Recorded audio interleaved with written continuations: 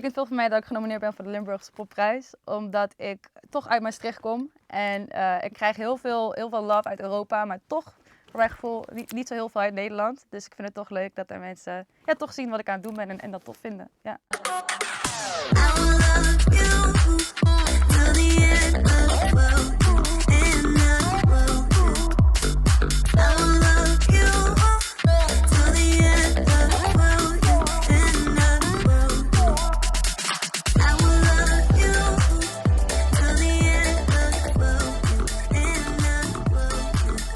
Ze pakte haar spullen en ze vertrok. Odilia is een Maastrichtse zangeres die naar L.A. verhuisde om haar geluk te beproeven. Dag na dag ging ze langs bij studio's, bij producers om een voet tussen de deur te krijgen. En het lukte. Vorig jaar nam ze een single op met Snoop Dogg en bereikte miljoenen views op YouTube. Ik ben opgegroeid in Maastricht, geboren en getogen, tot mijn 16e gewoond. Ik kom niet uit een muzikaal gezin, eigenlijk helemaal niet. Niemand doet eigenlijk iets met muziek. Behalve mijn oom, Horry Horstenbach. Hij is de eigenaar van de Vogelstruis. Misschien kennen mensen die ook. Hij heeft een eigen band. En mijn oma die speelde wel een beetje piano, maar echt een muzikaal gezin, nee, dat niet. Het komt echt uit mezelf, ja.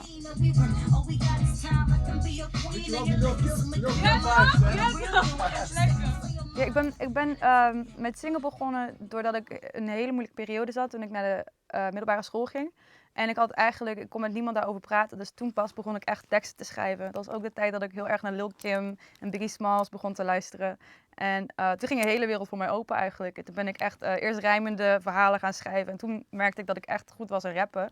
En toen ben ik dat verder gaan onderzoeken.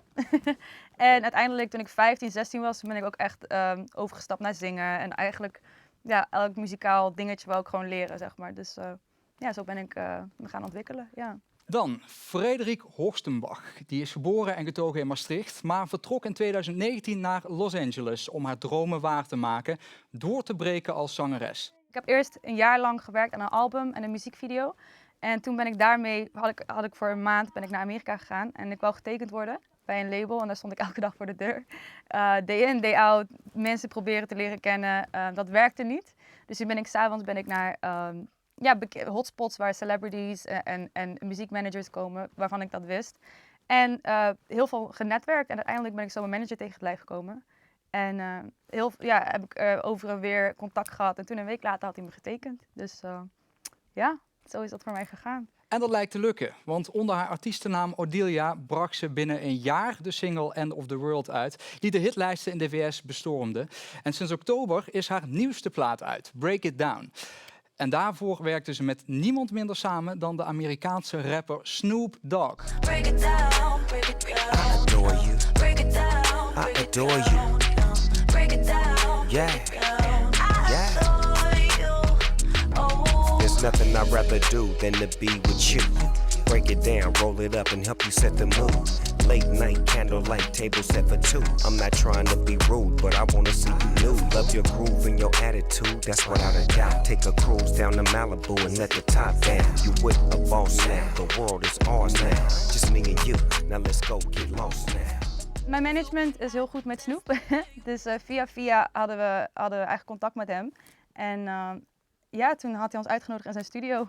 Dat was voor mij ook voor het eerst in een celebrity studio, dus dat was allemaal heel tof. En ik mocht mijn nummer aanzetten, dus ik zette mijn nummer aan en Snoop begon eigenlijk gelijk te bouncen. Hij vond het echt een super tof nummer.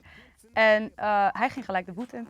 Hij zei, oké, let me see what I can do. En toen ging hij de boot in. En dat was echt heel tof. Want toen, hij ging freestylen en daarna zei hij ook, Odilia, I adore you. Toen hij naar me keek en het was allemaal heel surreal, zeg maar. Maar ja, het is echt een hele grote blessing geweest. Ja. Baby, we a team and we win. All we got is time. I can be your queen and your lady. So make up your mind. I'm the real deal. Why don't you say what's on your mind? I'm in it till the end, but first, baby, break it down. Het was zeker een heel spannend jaar voor mij. Ook omdat mijn eerste nummer natuurlijk uit is gebracht. En die kwam in de Amerikaanse top 100 op nummertje 48. End of the World heet dat nummer. Dus dat was voor mij echt super eigenlijk. Naast de corona natuurlijk, want mijn nummer deed heel goed, maar ik kon niet toeren. Dus ik kon geen shows doen en dat soort dingen. Maar natuurlijk heb ik wel veel radio dingen gedaan in Amerika en tv-shows. Dat kon wel allemaal. Dus Ik heb een heel leuk jaar achter de rug wel. Het was heftig met corona. Ik ben heel blij dat nu alles open gaat langzaam in Amerika en ik kan shows krijgen. Dus daar ben ik heel blij om. Dus ja, het was een spannend jaar, maar voor mij toch ook wel heel positief.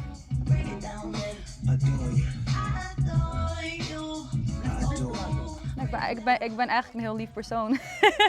Ik ben een female MC en mensen zien mij misschien als niet approachable in a way. Maar dat ben ik juist heel erg wel. Ik ben heel erg down to earth. What you see is what you get. Ik probeer niet iemand te zijn die ik niet ben. Maar toch, ik denk dat mensen wel een soort van idee van me hebben. Ook vooral in Maastricht. Ik ben opgegroeid in Maastricht. Ik was best wel losgeslagen. Ik kikte op actie. Daardoor ben ik ook met de verkeerde mensen omgegaan toen ik jonger was. Ik ben echt in een verkeerde situatie terechtgekomen. Dus in Maastricht hebben mensen misschien een bepaald beeld van mij van vroeger. Maar zo ben ik echt absoluut niet meer. We a team and we win. All we got is time. I can be a queen and your lady. So make up your mind. I'm the real deal. Why don't you say what's on your mind? I'm in it till the end. But first, baby, break it down. Mijn favoriete lyric van mezelf is denk ik... My broken pieces are your wonderland. En wat ik daar eigenlijk mee bedoel is, ik als artiest... ga eigenlijk door al mijn emoties de hele tijd heen om maar art te creëren. En dat is voor de mensen die naar mij luisteren dan Wonderland, zeg maar. Maar voor mij is dat eigenlijk... my broken pieces are your wonderland. So ik probeer mijn pijn om te zetten in iets moois voor jou. Ja. You bring out the best in me, you did.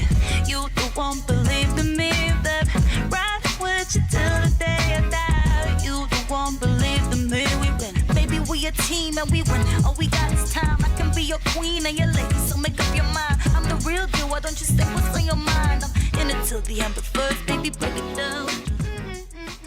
Ik doe nog steeds heel veel dansen. Ik doe veel, I work out a lot.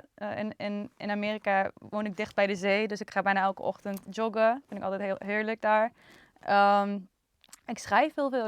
Ik ben echt veel in de studio. Dus ja, naast muziek maken ben ik eigenlijk toch altijd met muziek bezig, weet je. Of ik ben shoots aan het doen, of interviews. Dus ik ben altijd meestal wel bezig daar.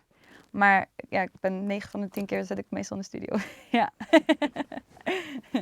You bring out the best in me. Iedereen denkt anders. Ik denk ook dat we heel erg tegen elkaar worden opgezet. En muziek brengt mensen weer dichter bij elkaar. En dat heb ik altijd al gevonden ook. En ik heb dat ook bij mijn idolen gezien, zoals Michael Jackson. Die toch liefde verspreiden over de hele wereld en dat soort dingen. En ik wil heel graag dat doen. Dus dat iedereen, maakt niet uit wat je gelooft, welke religie je hebt. Gewoon, we zijn allemaal mensen. En daarom ik wil dat mijn muziek toegankelijk is voor iedereen. Ja. En dat het mensen bij elkaar brengt. Hoe komt het dat jij zo standvastig bent? Vooral, ik ben altijd heel erg onderschat. Maar ook omdat niemand om mij heen die visie zag, ben ik altijd heel erg gewoon gegaan voor wat ik wou. En ik denk dat het is heel makkelijk, vooral in Maastricht en in steden zoals dit, dat angsten van je familie en ouders van, oh, zou je dat wel doen? Amerika groot, oh, ver weg, weet je wel. Dus het is heel makkelijk om ouders of familie hun angsten te projecteren op jou, waardoor jij ook weer angstig wordt. En dat is iets wat je echt uit moet kunnen zetten. En gewoon zeggen, ik wil dit, ik ga dit doen, of je het leuk vindt of niet, ik ga gewoon. Mijn ultieme tip voor mensen die net beginnen, als dat nou zang of rap is doe heel veel research. Doe heel veel research over, als je iets wil leren, doe eerst heel veel research. En nee, je hebt YouTube tegenwoordig. En je kan alles op YouTube, weet je.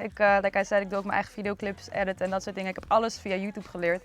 Dus eigenlijk, vandaag de dag heb je geen excuus meer. Want de info is out there. Dus ja, heel veel research en heel hard werken. Yeah. Yeah.